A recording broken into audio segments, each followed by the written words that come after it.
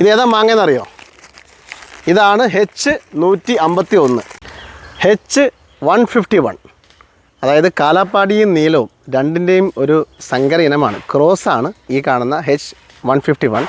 ഇതിൻ്റെ സ്പെഷ്യാലിറ്റി എന്താണെന്ന് പറഞ്ഞു കഴിഞ്ഞാൽ മാങ്ങ ചെറുതാണ് ആക്ച്വലി, നീലത്തിൻ്റെ ഒരു അപ്പിയറൻസും കാലാപ്പാടിയുടെ ഒരു ലുക്കും, ഇതാണ് ഇതിൻ്റെ ഒരു സ്പെഷ്യാലിറ്റി.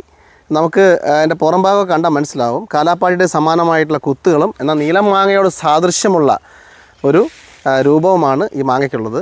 നമുക്കിതൊന്ന് കട്ട് ചെയ്ത് നോക്കാം. നല്ല മണമുണ്ട്. ഇതിൻ്റെ മറ്റൊരു പ്രത്യേകത എന്ന് പറഞ്ഞാൽ ഇത് തിക്കായിട്ടുള്ള ഫ്ലഷാണ്, അതാണ് ഇതിൻ്റെ ഒരു പ്രത്യേകത.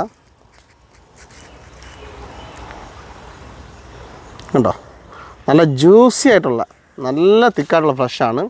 പുഴുക്കേട് സാരവുമില്ലാതെ, പുഴുക്കേട് തീരെ ഇല്ലാത്ത ഒരു മാങ്ങ വെറൈറ്റിയാണ് ഇത്. നല്ലൊരു ടേസ്റ്റുള്ള ഒരു വെറൈറ്റിയാണ്. ബ്രിക്സ് ലെവൽ നോക്കുകയാണെങ്കിൽ നല്ല രീതിയിൽ കാലാപ്പാടിനെയും നീലത്തിനേക്കാളും ഒക്കെ മുന്നിൽ നിൽക്കുന്ന രീതിയിലുള്ള ബ്രിക്സ് ലെവലാണ് H151 ഉള്ളത്. നമുക്കൊന്ന് കഴിച്ച് നോക്കാം.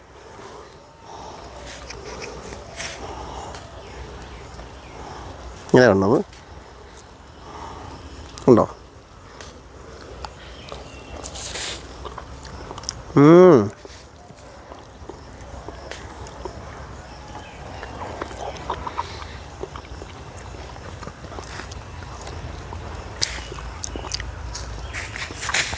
നല്ല ടേസ്റ്റുള്ള, അതായത് നല്ല ടേസ്റ്റും നല്ല ഭംഗിയുള്ള മാങ്ങായനമാണ് ഇത്. നമുക്ക് നട്ട് കഴിഞ്ഞാൽ ഒരുപാടധികം കായ്ക്കും എന്നുള്ളതാണ് പ്രത്യേകത. നിറയെ കൊലയായിട്ടുണ്ടാകും എന്നുള്ളതാണ് H151 പ്രത്യേകത വരുന്നത്. അത് മാത്രമല്ല ഇതിൻ്റെ ഫ്ലഷ് ക്വാളിറ്റി, പറഞ്ഞു കഴിഞ്ഞാൽ അസാധ്യ ഫ്ലഷ് ക്വാളിറ്റിയാണ്. മാങ്ങ ചെറുതാണെങ്കിലും അതിൻ്റെ രുചിയുടെ കാര്യത്തിൽ വമ്പാനാണ് കേട്ടോ. രുചിയുടെ കാര്യത്തിൽ ഒന്നും പറയാനില്ല, അത്രയ്ക്ക് അമ്മാതിരി കിടിലം ഫ്ലഷാണ്.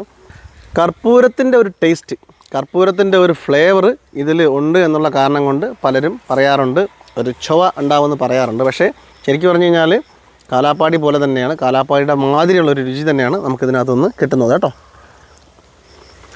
ഇത് ശ്രദ്ധിച്ചായിരുന്നു, അതിൻ്റെ ഇലകൾ ഏകദേശം കർപ്പൂര മാവിൻ്റേത് മാതിരി സമാനമുള്ള ഇലകളാണ് ഇതിൽ കാണുന്നത്.